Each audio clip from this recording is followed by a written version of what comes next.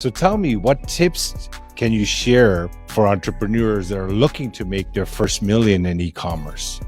Yeah, a couple tips is trying not to reinvent the wheel. I use an important method called reverse engineering. And what that method does is it reverse engineers different, like either products or companies or ads to see what's working out there and just make it better. So if you want to sell on Google, you go on Amazon and you look for unique products, okay? You don't want to sell products like phone cases, headphones, something you could find anywhere that basically everybody's selling, right? You want to find products that have a good profit margin and they solve a problem. That's the most important thing. They have to solve a problem. That way they have longevity and they're not just a trending product that you could sell for a short period of time. Usually I look at bestsellers, movers and shakers, most wished for, and new releases.